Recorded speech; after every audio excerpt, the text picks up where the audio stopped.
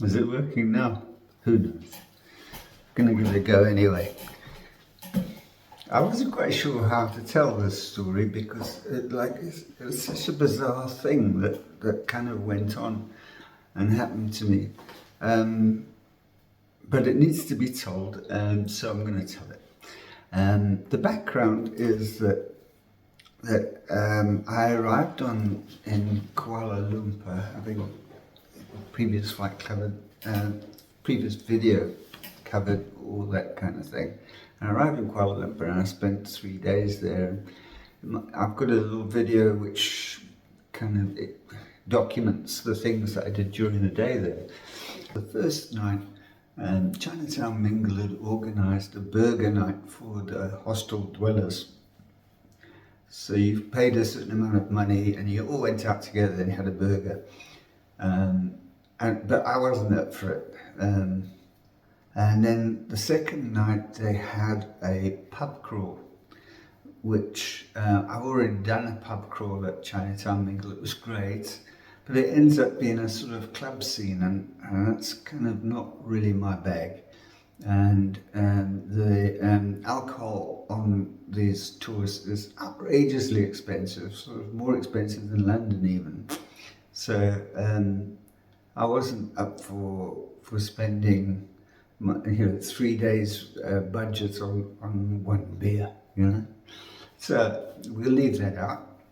So it's night 2. Night 3 was the night before I left, which I had to leave at sort of 5:30 in the morning.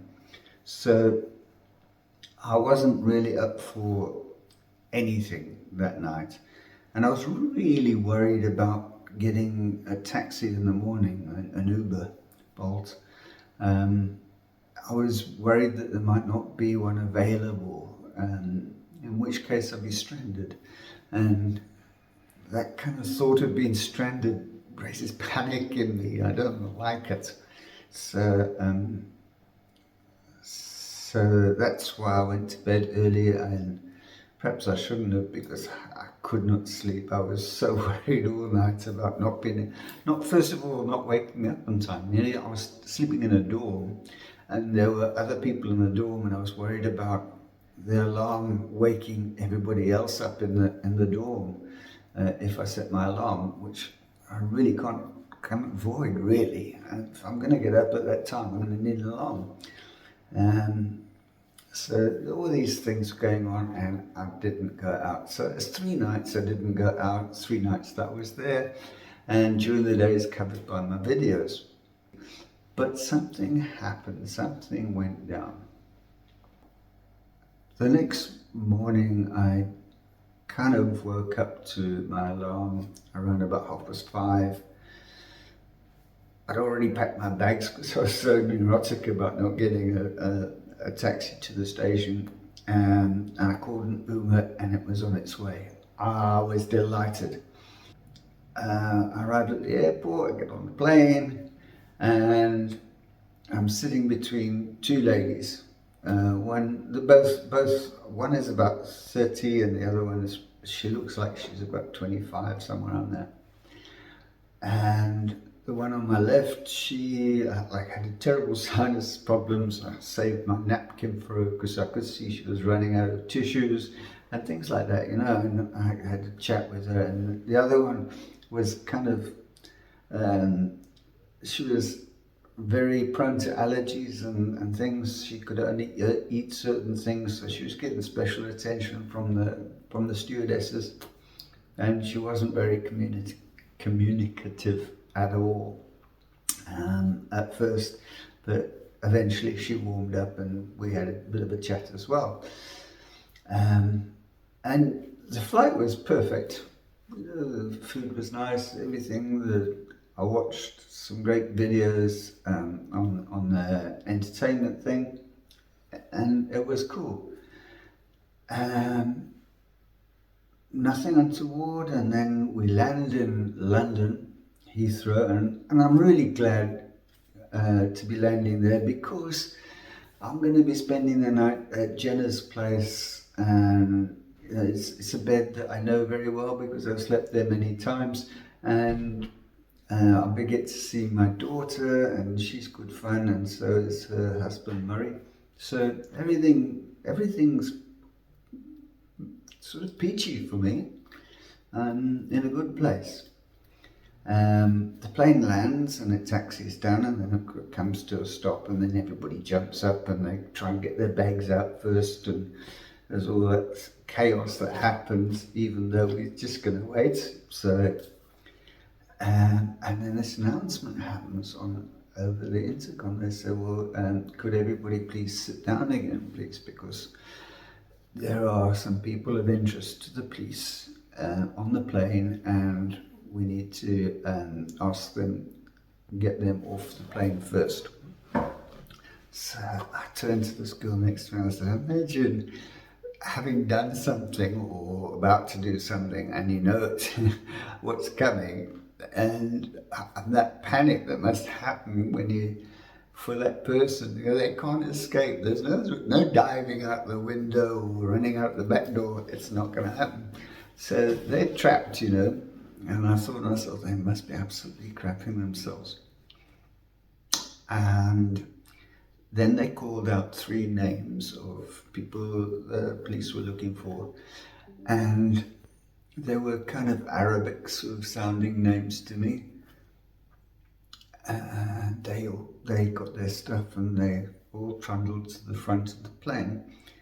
And then 4 policemen came down the aisle that I was in, the row, or that aisle. Yeah, the aisle. And I thought to myself, oh, this is brilliant. I'm going to be able to video somebody being hauled off the plane and for interrogation or whatever. And, you know, could be a like dastardly mastermind or something. And they came up past me. I just got it ready in time so I could see them going past. And the first one, as he came past, he kind of indicated to me, and then they stopped. And the first guy that went past, he said to the lady next to me, would you mind moving out of the way? Now she panicked.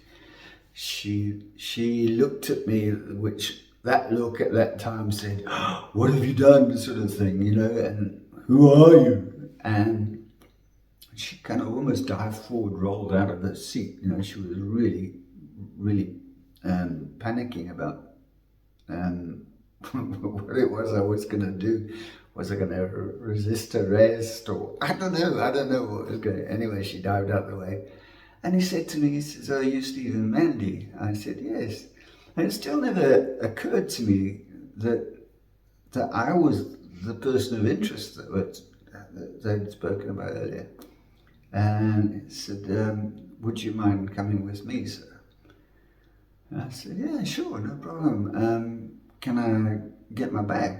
And he said, yes, get your bag, please.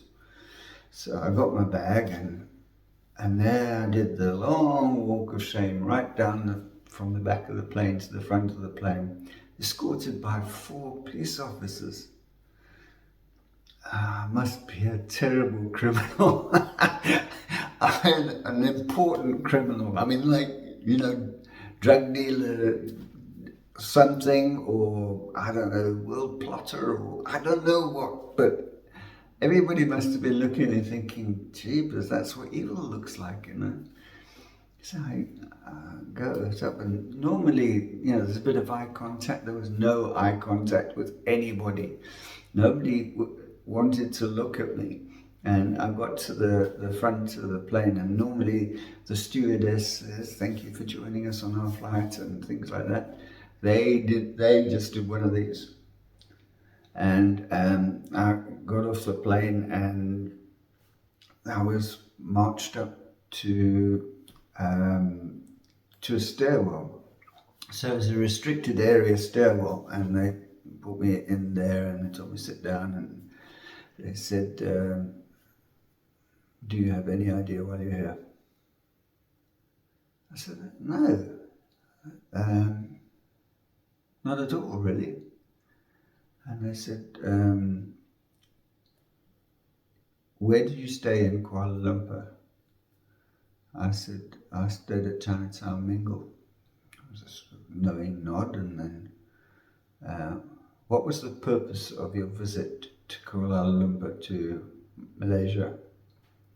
I thought, to be honest, my purpose was to get to Thailand so that I could find a place where I could hang out during the winter months of the UK. And they said, did anything strange happen while you were in Kuala Lumpur? I said, not really, no. Anyway, I said, well, what is going on? I said, well, you've been accused of something regarding a conversation that you had which made a woman uncomfortable, and they used the word threatened with abduction. And I thought, fuck it, no. I didn't even meet anybody of significance in Kuala Lumpur this time round. You know, I met some nice people the time before, but this time I just kind of kept myself to myself. And I said, no. So then they were in radio contact with people who were finding out what the real story was from the plaintiff, and obviously being interviewed in probably not in a stairwell, probably an interview area. And after a long time and lots of examining, and can you prove that you were here, and can you know, where were you before you went there, and all that kind of stuff. After a long time, they said, look, there's no real evidence being put forward by the plaintiff that you're a person of interest, so we're going to let you go, but we don't want to let you go while the plaintiff is still in the airport, so we're going to ask you to hold back until we're ready. So I said, sure, I'll do what you want me to do, you know. And they let the plaintiff, they followed the plaintiff out of the, with a CCTV out of the airport, and when they were out, they said, no, you can go.